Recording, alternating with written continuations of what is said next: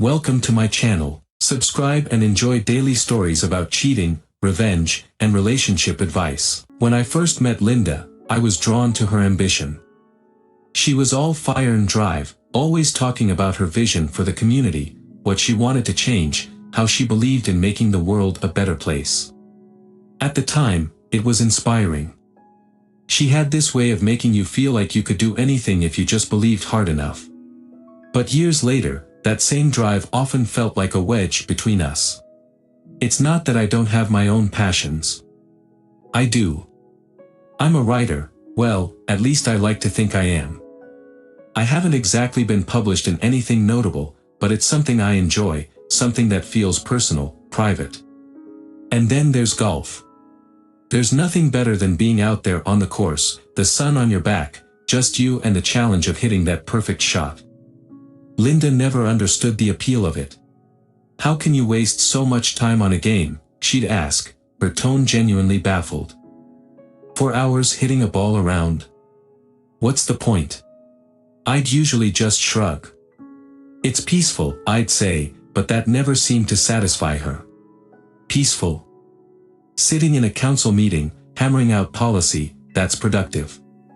Not swinging a club at a little white ball. Well, I'd counter, I don't see the appeal of sitting around arguing with people over parking regulations, so I guess we're even. We both knew these conversations weren't really about golf or council meetings, though. It was about how different we'd become, or maybe how different we always were, but it had just taken years of marriage to expose the cracks. Linda's world was always spinning at high speed, her phone constantly buzzing with texts from campaign volunteers, city officials, and, lately, Vince. I barely had time to ask her about her day before she was off on another call. Meanwhile, I spent my days trying to finish the novel I'd been working on for the past 3 years. It wasn't going well. Maybe that's why I played so much golf, to avoid staring at that blank page. But it wasn't just our hobbies that clashed. Our differences showed up in the smallest, most mundane things. Take pets, for instance. Linda's always had a soft spot for dogs. We've had 3 since we got married, and each one drove me up the wall. She brought home this mutt, a big slobbery thing with too much energy. It would bark at the mailman, bark at the neighbors, bark at anything that moved. I think we should get another one, she said one evening, completely serious. She was sitting on the couch, scrolling through some adoption site on her phone. I almost choked on my drink. Another dog? Are you kidding me? Why not? She asked, looking up. Sammy needs a friend, and besides, it's good for the campaign. People like politicians who are dog lovers. I rubbed my temples.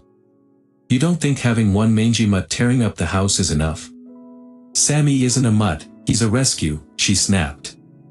And he's not tearing up the house. He's well behaved. I glanced over at Sammy, who was currently gnawing on the corner of the couch cushion. Right. Linda sighed, her face softening. Look, I know he gets on your nerves, but pets are important to me. They bring joy. Besides, it's not like you're home all the time. You're either on the golf course or buried in your office. I couldn't argue with that. Still, I didn't understand her love for these animals, the mess they brought with them. They shed, they drooled, they made everything chaotic. I preferred order. But Linda didn't see it that way. In her mind, chaos was just part of life. She thrived on it. Maybe that's why the bugs bothered her so much. It wasn't just about them being gross, it was about the idea of losing control. One summer, we rented a cabin up in the woods for a weekend. Linda thought it would be a nice escape, a way to disconnect from her campaign for a couple of days and spend time together. On the first night, we were sitting on the porch when a moth flew by. Harmless enough, but Linda jumped up like she'd seen a ghost. It's just a moth, I said, barely suppressing a laugh. Ugh, I hate bugs, she shuddered, swatting at the air as if the thing were trying to attack her. They're more scared of you than you are of them, you know. I seriously doubt that, she muttered, backing away into the cabin. I followed her inside, watching as she frantically checked the screens on the windows for any gaps. She'd always been like that, afraid of spiders, mosquitoes, anything that crawled or buzzed. It was a running joke between us, but it was one of those quirks that only added to the growing list of ways we didn't fit. "So let me get this straight," I teased, "you can handle a room full of angry voters, but one little bug sends you running?" She shot me a look. "People, I can reason with. Bugs? They don't listen." I chuckled. "You're seriously overthinking this." She didn't find it funny. "You don't get it. I've always had this thing about bugs. I can't stand them. Just thinking about them crawling around makes my skin itch." We stared at each other for a moment. The truth was, we were both right in our own ways. Our worlds were so far apart now. Linda was consumed by her campaign and her constant need to connect with people, while I was seeking solitude, whether through writing or hitting golf balls. The space between us had been growing for years. Maybe it was inevitable, or maybe we had just stopped trying. Our vacation to the coast was meant to be a break from the grind, a chance to reconnect, to escape the pressures that had slowly chipped away at our relationship. But instead, it became the turning point I never saw coming. The first couple of days were idyllic. The weather was perfect, and the beach stretched out endlessly before us. We rented a small cottage, charming and old-fashioned, with a view of the ocean. Linda was still preoccupied with her campaign, but she promised to be more present. I, on the other hand, was looking forward to a break from everything, golf and writing included. But that Friday night, something shifted. We went out for dinner, and Linda was more tense than usual. Her phone buzzed constantly, and she was snapping at me over the smallest things. I tried to brush it off. After a few glasses of wine, I decided I'd have a drink or two more. The kind of indulgence that starts off with a buzz and ends up with a full-blown haze.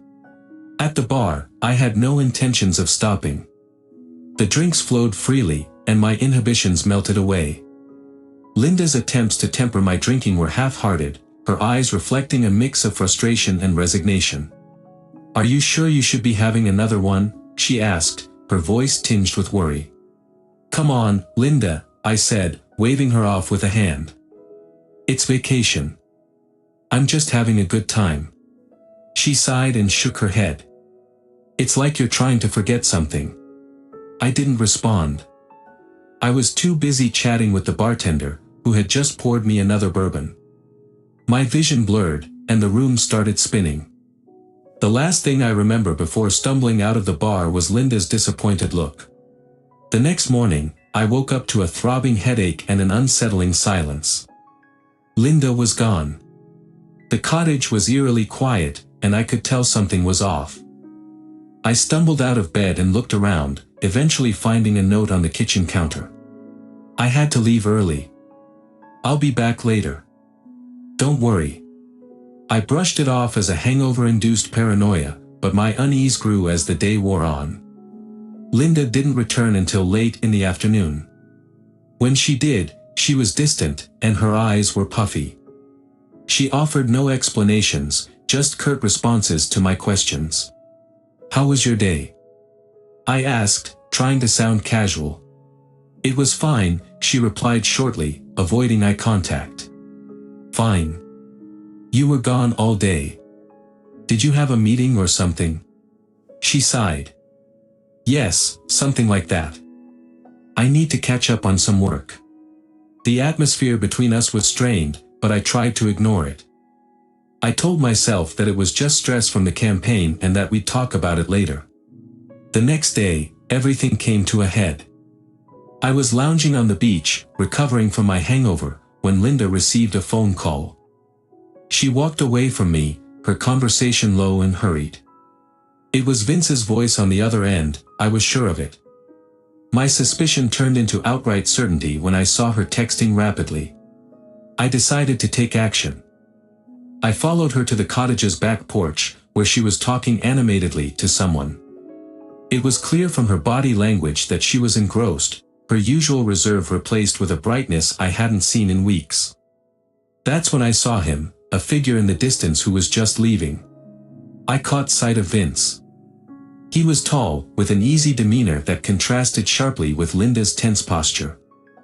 They were far enough apart that I couldn't hear their conversation, but the familiarity between them was unmistakable.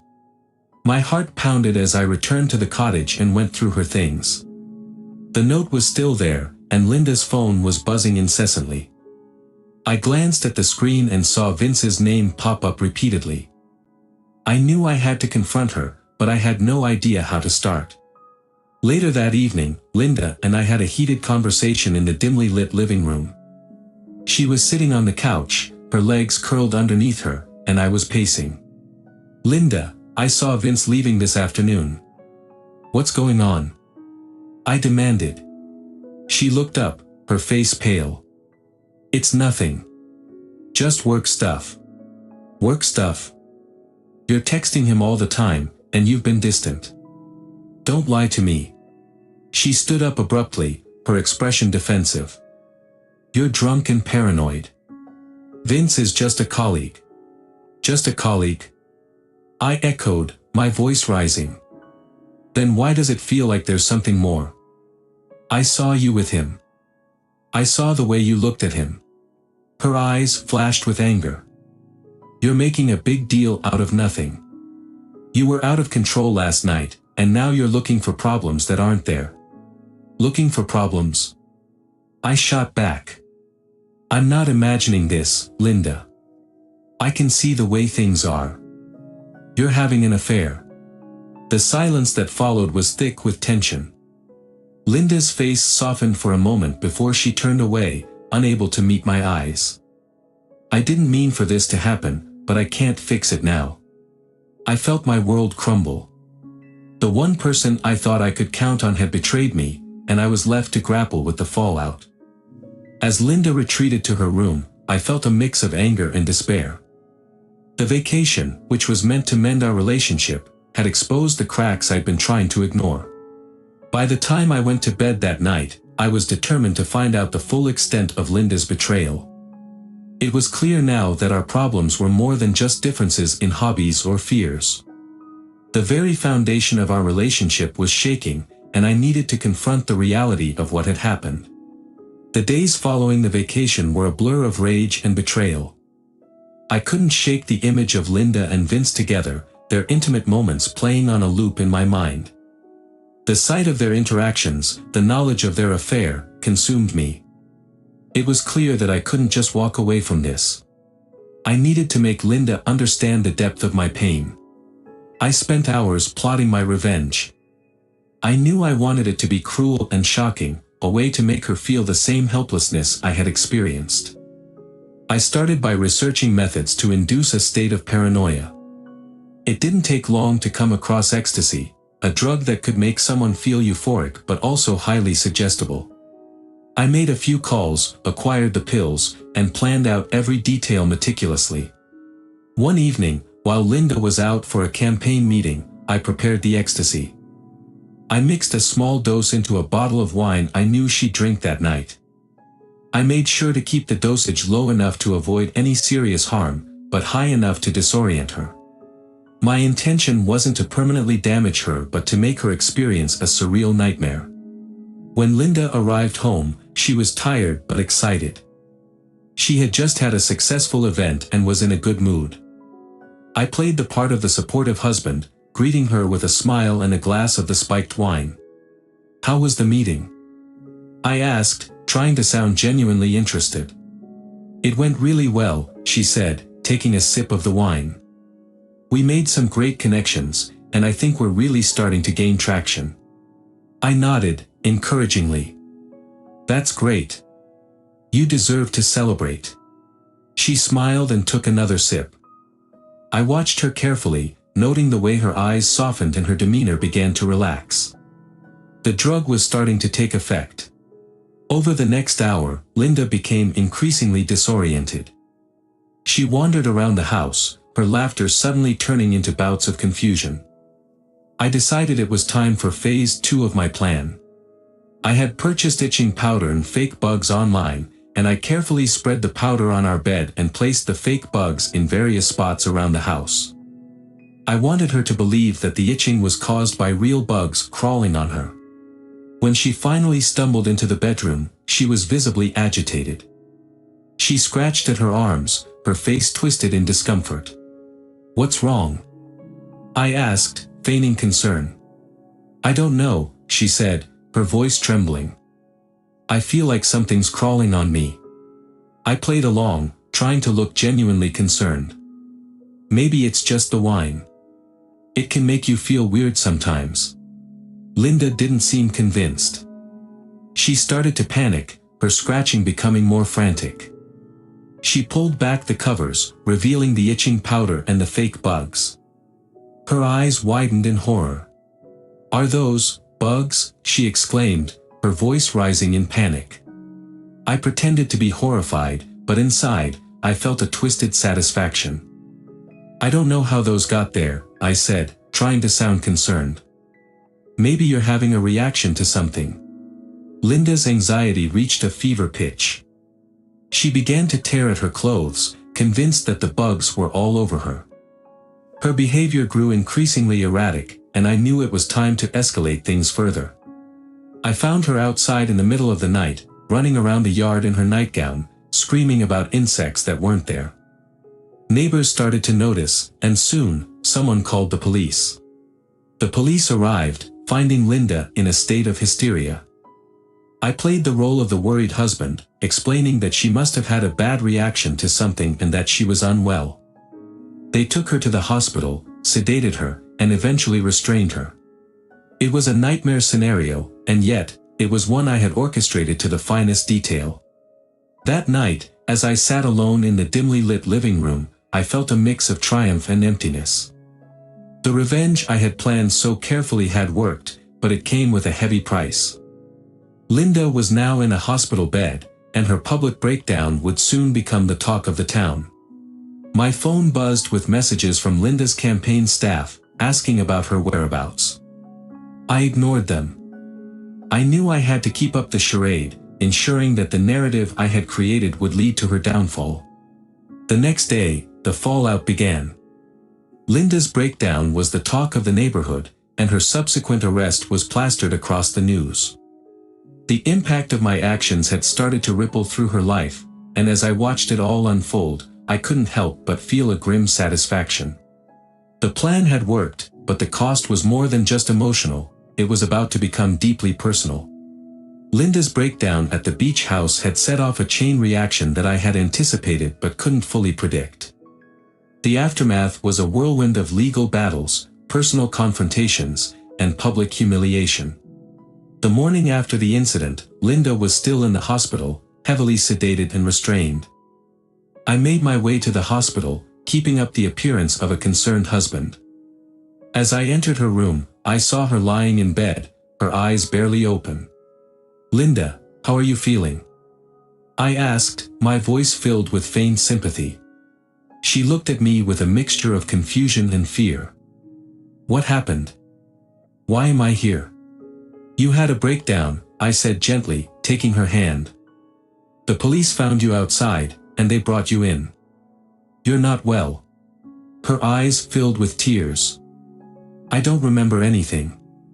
I felt like something was crawling all over me." I nodded solemnly. It must have been very frightening.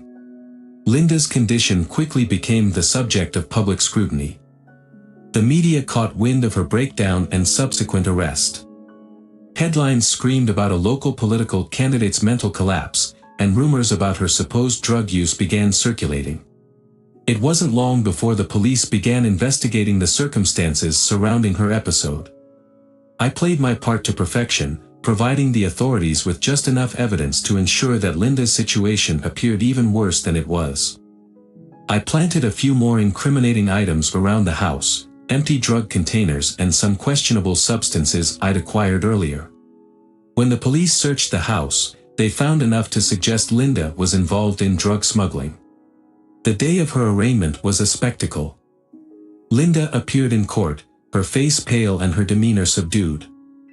As she entered the courtroom, she glanced at me with a look of betrayal and despair.